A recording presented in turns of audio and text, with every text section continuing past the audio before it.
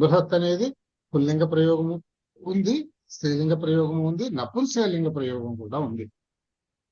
Forms ఎలా ఉంటాయంటే పుల్లింగంలో as I said బృహత్ అని, ఇది ఒక విశేషమైన వర్డ్. ఇక్కడ విసర్గ లేదు కదా అని పుల్లింగం కాదు అనుకోకూడదు అన్నమాట. బృహత్ అంటే పుల్లింగంలాగే బృహత్, బృహతవు, బృహత అని వస్తుంది. ఇక్కడ ఒక విశేషం ఏంటంటే స్త్రీలింగంలో కూడా అవే రూపాలు ఉంటాయి, నపుంసకలింగంలోకి వచ్చేటప్పుడు రూపాలు మారుతాయి. బృహత్ అనేది సింగులర్ నంబర్ అయితే డ్యూయల్ నంబర్ లో బృహంతి అని వస్తుంది. బృహంతి అంటే గర్భం, టీ చివరిలో గర్భం. అది ప్లూరల్ లోకి వెళ్తే బృహంతి అని అవుతుంది. అది హ్రస్వం వస్తుంది. ఉత్తరే మీకు క్లారిఫికేషన్ కోసం చెప్తున్నాను, మీరు కష్టపడి గుర్తుపెట్టుకోవట్లేదు. ఆ విధంగా ఉంటాయి. అయితే నేను ఎప్పుడు మీకు ఒకటి చెప్పాను, నపుంసకలింగంలో ప్రథమా విభక్తి ప్రయోగం, ద్వితీయ విభక్తి ప్రయోగం ఒక్కలాగే ఉంటాయి అని. కనుక బృహత్ అనేది నపుంసకలింగం. ఇక్కడ గృహం అనేటటువంటిది, గృహం అనేది నపుంసకలింగ శబ్దం. సో గృహం నపుంసకలింగ శబ్దం అయినప్పుడు ప్రథమా విభక్తిలో గృహం అని ఉంటుంది, అది ఇల్లు అని అర్థం. అక్కడ ద్వితీయ విభక్తిలో కూడా కనపడడం గృహం అనే కనిపిస్తుంది, ఇంటిని అనే అర్థం వస్తుంది. దీని ముందు బృహత్ అనేది కూడా ఇది నపుంసకలింగ శబ్దం కనుక ఇది నపుంసకలింగంలో వాడాలి. కనుక నపుంసకలింగంలో ప్రథమ ద్వితీయ ఒకలాగే ఉంటాయి కనుక ఇది ప్రథమా విభక్తిలోనూ బృహత్తే ఉంటుంది, ద్వితీయ విభక్తిలోనూ బృహత్తే ఉంటుంది. అలాగే బృహత్ అనేది అవ్యయం కాదు. ఈ బృహత్ అనేది ద్వితీయ విభక్తి రూపమే నపుంసకలింగంలో. ఇది క్లారిఫికేషన్ ఇద్దాం అనుకున్నాను. ఇందులో చూడండి, ఫస్ట్ బాక్స్ ఉంది, ఈ 14 ఉన్న బాక్స్. ఈ బాక్స్ లో అన్ని కూడా ధాతువుకి యత్వా అని వచ్చేవి. అంటే త్వా అనే ప్రత్యయం, త్వా అనే ప్రయోగంలో కనబడేది అడ్జాయినింగ్ కలిపి యత్వా అని చేరుతుంది. హసతి ధాతువు బ్రాకెట్ లో ఇచ్చేస్తుంది, హస్, హసిత్వా. ఇవన్నీ ఈ మోడల్లో వచ్చే ధాతువులు కొన్ని ఇచ్చాడు అన్నమాట. ఇవి చదవండి, ఇక్కడ చూసి చదవడం మీద అంతకంటే ఏం లేదు, అలవాటు అవుతుందని అంతే. హసతి, హస్, హస్, హసిత్వా. క్రీడతి, క్రీడ్, క్రీడిత్వా. అంటే ఇక్కడ ఒక ఉదాహరణ చెప్పుకోవాలంటే దీని ఉపయోగం ఏంటంటే, క్రీడిత్వ అంటే వాడు ఆడుకున్నాడు, ఆడుకుని వచ్చి తిన్నాడు అంటే వాడు ఆడుకుని తిన్నాడు అంటే సహ క్రీడతి, సహ ఖాదతి అని ఉందనుకోండి. సహ క్రీడిత్వా ఖాదతి, ఆడుకుని తిన్నాడు అని అర్థం అన్నమాట. అట్లాంటి ప్రయోగాల్లో కనిపిస్తుంది. ఓకే, తర్వాత భ్రమతి, భ్రమ్, భ్రమిత్వా. అన్ని గమనించండి, ఎత్వా జరుగుతోంది నోటి. ఇది ఒక మోడల్ అన్నమాట. జపతి, జప్, జపిత్వా. లిఖతి, లిఖ్, లిఖిత్వా. ఖాదతి, ఖాద్, ఖాదిత్వా. ఖనతి, ఖన్, ఖనిత్వా. క్రందతి, క్రంద్, క్రందిత్వా. ధావతి, ధావ్, ధావిత్వా. నిందతి, నింద్, నిందిత్వా.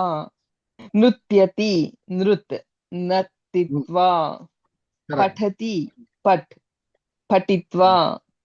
పతతి, పత్, పతిత్వా. మిలతి, మిల్, మిలిత్వా. ధారతి, ధారతి అంటే టు వేర్ అని అర్థం అనమాట, ఆర్ టు వేర్, అవన్నీ అర్థం వస్తాయి. దీనికి ధాతువు ధృ. ఇవన్నీ చూడండి, కరోతికి కృ, స్మరతికి స్మృ, ఇవన్నీ ఆ అరుకారం వచ్చే ధాతువులు. ఇవన్నీ అరుకారంతో వచ్చే ధాతువులు. వీటికి డైరెక్ట్ గా త్వా కలపడమే. అంటే ధారతికి ధృ ధాతువు ధృత్వా, కరోతికి కృ ధాతువు కృత్వా, ఈ విధంగానే వస్తాయి అని అనమాట. ధరతి, ధృత్వా. కరోతి, కృత్వా. కరోతి, కృత్వా. స్మరతి, స్మృత్వా. హరతి, హృత్వా. శృణోతి, శ్రుత్వా. ఇది కూడా అంతే, డైరెక్ట్ గా ఈ మోడల్లో కూడా వీటి ధాతు రూపాలకి, ధాతువులకి త్వా కలపడమే అంతే. ఓకే, ఇది చెప్పు. జానాతి, జ్ఞాత్వా. జ్ఞాత్వా, జ్ఞా అనేది ధాతువు, త్వా కలుపు, జ్ఞాత్వా.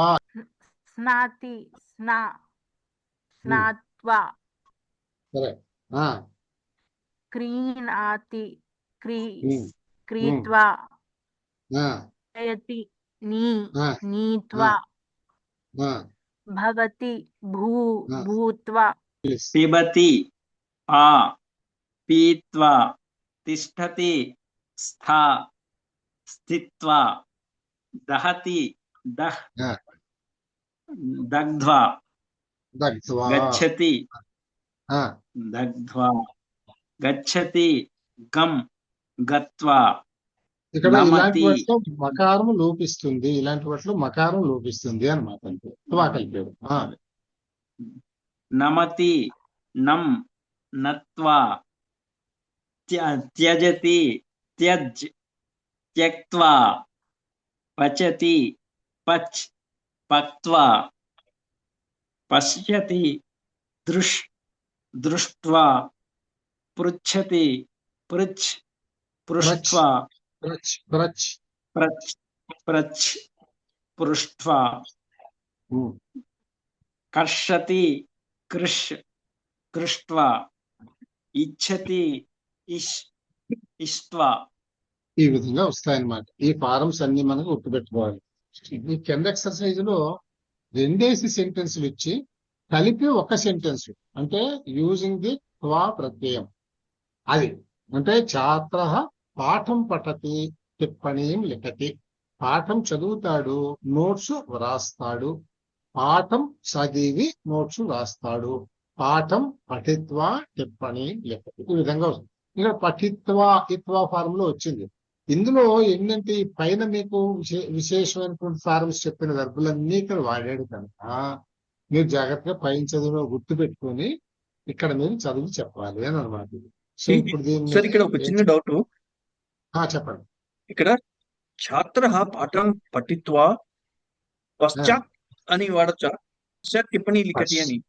ఇప్పుడు పశ్చాత్ అంటే తరువాత, ఆఫ్టర్ అని అర్థం. తరువాత. అంటే పశ్చాత్ తరువాత అని, అంటే పాఠం చదివి తర్వాత నోట్స్ రాస్తాడు. ఇక్కడ వాడి ఉద్దేశం ఏంటంటే పూర్వము పశ్చాత్తు అనే ఉద్దేశం ఏంటంటే ఇక్కడ మీకు 2 వెర్బులు ఉపయోగిస్తున్నాం మనం, గుర్తుపెట్టుకోండి. పఠతి ఒక వెర్బు, లెఖతి ఒక వెర్బు.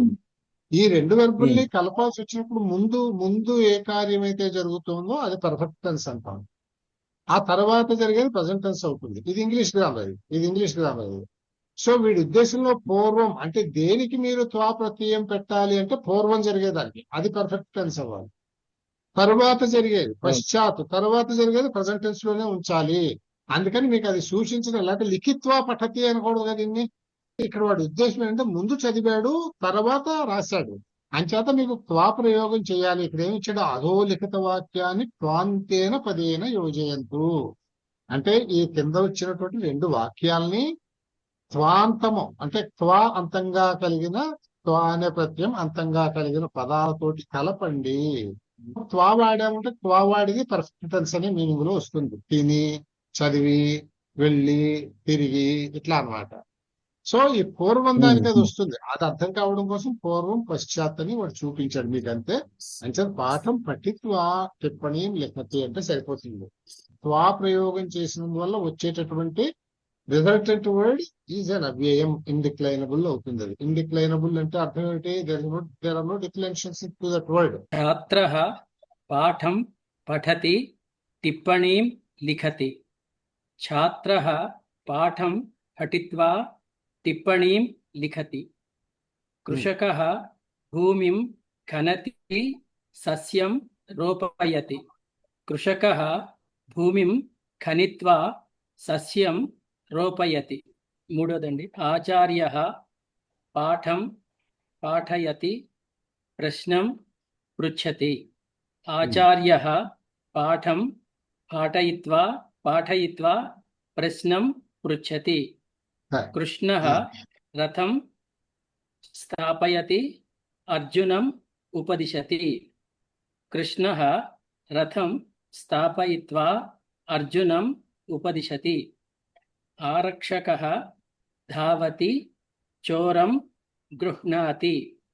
ఆరక్షకः ధావిత్వా చోరం గృహ్ణాతి. కవిః కావ్యం లిఖతి.